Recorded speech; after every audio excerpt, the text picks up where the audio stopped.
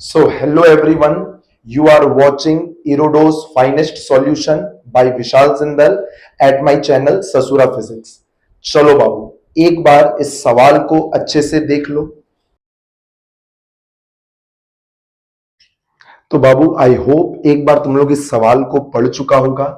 बाबू ये current chapter का question number 153 है। और बात समझना बेटा, एक बहुत ही अच्छा क्वेश्चन है, एक बहुत ही आइडिया वाला क्वेश्चन है, एक ऐसा क्वेश्चन है जो कि अभी तक जेई एग्जाम में पूछा नहीं गया है। क्या है ना बाबू, इस क्वेश्चन को सॉल्व करने के लिए एक तरीका का यूज होता है जिसका नाम है सुपरपोजिशन मेथड।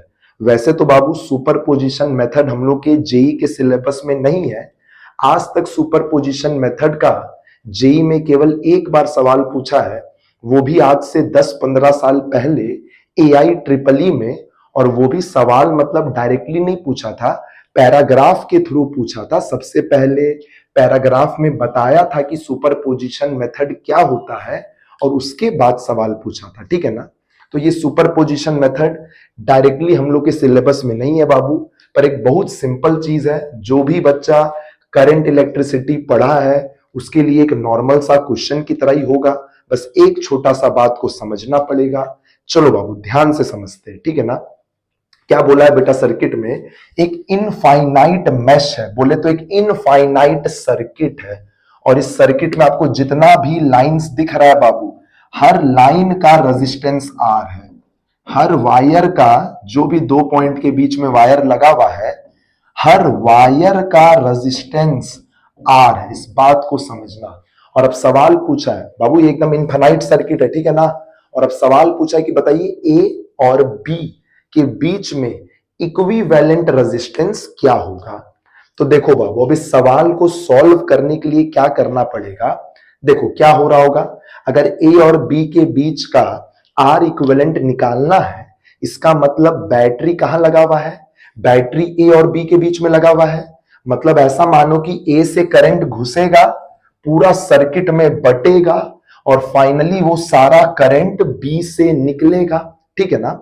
तो समझो सुपरपोजिशन मेथड क्या बोलता है कि एक बार सिर्फ ए से करंट को भेजो, निकालने का भी भूल जाओ, बी को भी भूल जाओ। एक बार सिर्फ ए से करंट भेजो और उसको सर्किट में थोड़ा सा बांटो, और एक बार सिर्फ बी से करंट निकालो। दोनों काम एक साथ मत करो, नहीं तो फिर कॉम्प्लिकेट हो जाएगा। एक बार सिर्फ ए से करंट भेजो, फिर सेकंड फोटो में सिर्फ बी से करंट निकालो, और फिर थर्ड फोटो में दोनों को सुपर इंपोज कर दो, तो कुछ ना कुछ अच्छा होते हुए दिख जाएगा। चलो जैसे कि देखो, सबसे पहले हम क्या किए हैं, केस 1 सिर्फ ए से करंट भेजो। चलो पॉइंट ए से जब करंट आई एंटर करेगा बेटा, तो इस करंट आई को 4 रास्ता दिखेगा, और ये चारों रास्ता एकदम एक जैसा है।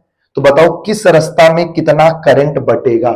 बच्चा भी बता देगा sir I/4 I/4 I/4 I/4।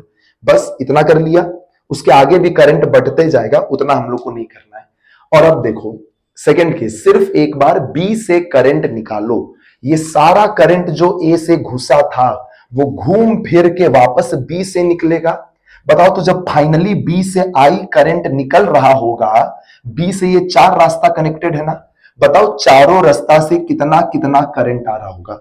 Sir चारों रास्ता एकदम आइडेंटिकल है, तो चारों रास्ता से I/4 I/4 I/4 I/4 बाहर निकल रहा होगा। एकदम सही बात है। और आप एक बार इन दोनों को सुपर इंपोज कर दो, इसको और उसको।